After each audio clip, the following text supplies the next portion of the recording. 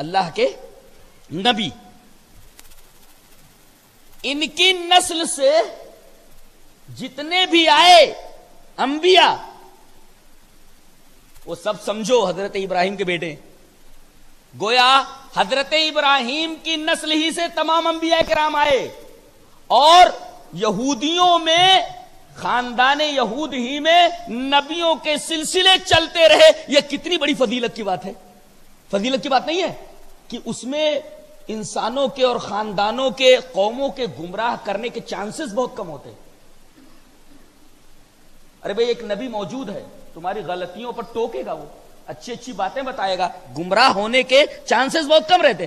ایک نبی گیا اس دنیا سے، دوسرا نبی آ گیا۔ کتنا بڑا اللہ تبارک و تعالیٰ کا احسان کہ تمہاری نسلوں میں ہی پیغمبر آتے رہے۔ اتنی بڑی نعمت اور کسی قوم کو دی گئی ہے تو اس نعمت کو یاد کرو کہ تمہاری نسلوں ہی کے اندر سارے کے سارے انبیاء کرام آئے۔ یہ اللہ کی کتنی بڑی نعمت۔ تم کو چاہیے تھا کہ تم گمراہی سے دور رہتے، بار بار نبی آ رہے ہیں، کوئی کتاب لے کر آ رہا ہے، کوئی بغیر کتاب کے آ رہا ہے تمہیں سمجھانے کے لیے، کتنی بڑی نعمت ہے، پھر بھی تم اپنی منمانی کرتے رہے۔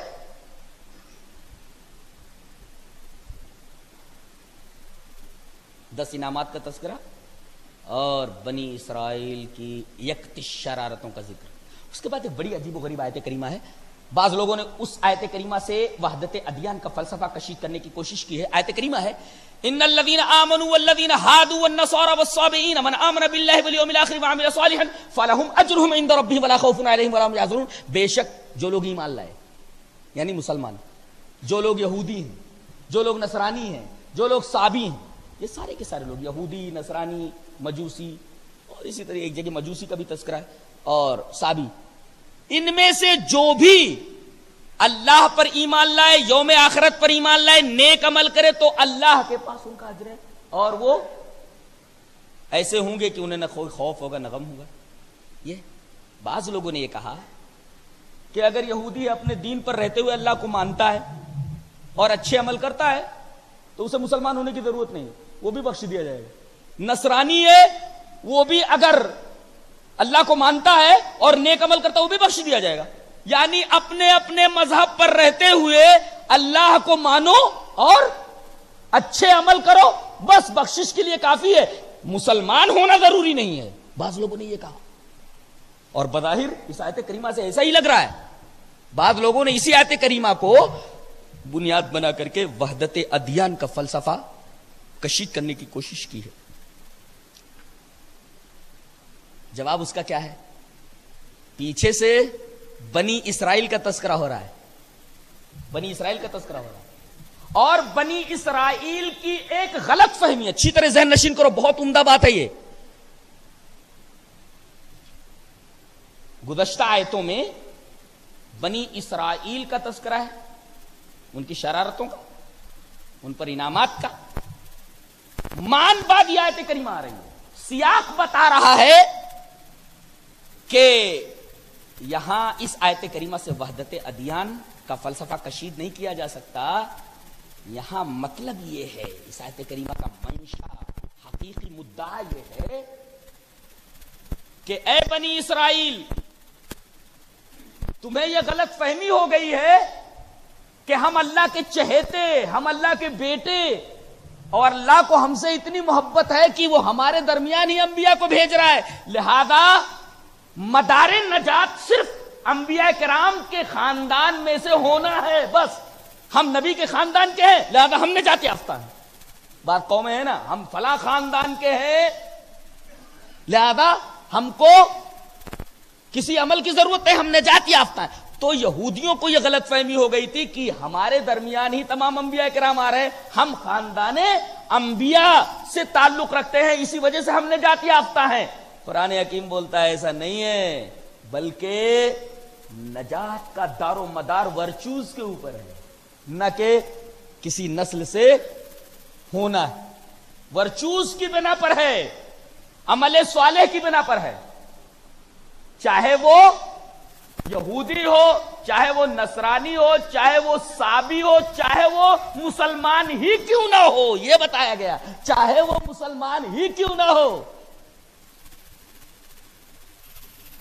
اس کو بھی یہ ذہن نشین کرنا چاہیے کہ میں اگر کسی پیر سے بیعت ہو گیا، ولی کے خاندان سے ہو گیا تو میں نجات یافتہ ہو گیا. نہیں، ولی کے خاندان سے ہونا، کسی کے ہاتھ پر بیعت ہونا، کسی سے تعلق روحانی ہونا، یہ نجات یافتہ ہونے کی دلیل نہیں ہے، بلکہ نجات کا دار و مدار ورچوز ہیں، نیکیاں ہیں، ایمان باللہ کے بعد اور ایمان بالیوم الاخر کے بعد. یہ مطلب ہو آیت کریمہ کا.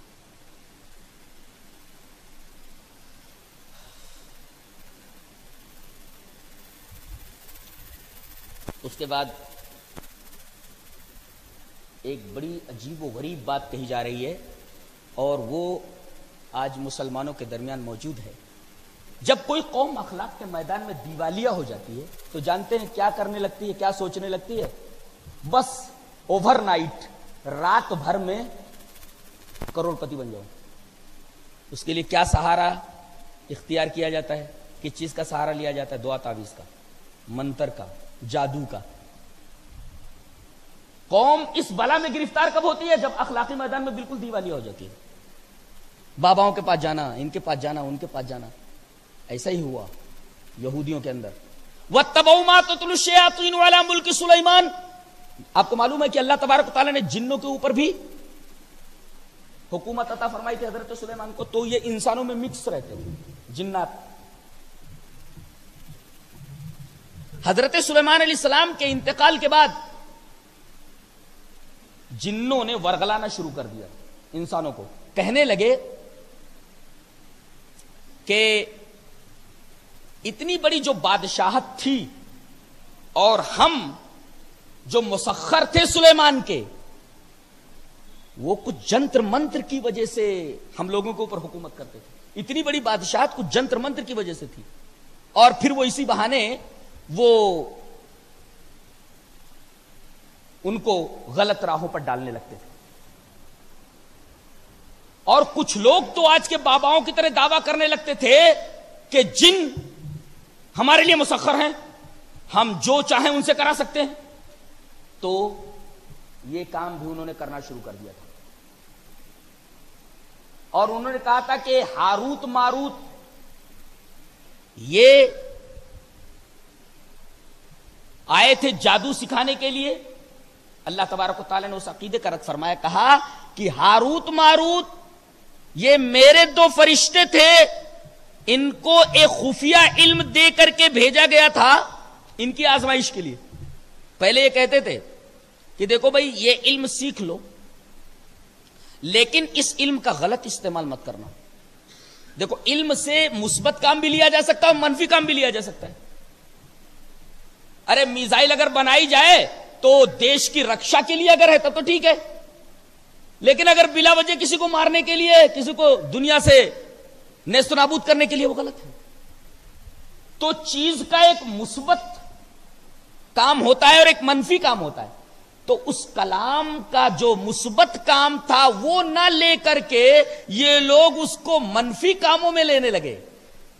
اس کلام کے ذریعے سب سے گھناؤنا کام جو انہوں نے کرنا شروع کیا وہ یہ تھا کہ میاں بیوی کے درمیان تفریق کرا دیتے تھے. اس کا مطلب وہ علم ایسا تھا تو اچھا علم، لیکن اس سے منفی کام لینے لگے، میاں بیوی کے درمیان تفریق کرانے لگے. اچھا یہ بتاؤ، میاں بیوی کے درمیان اگر تفریق ہو جائے تو اس کا اثر کیا پڑتا ہے؟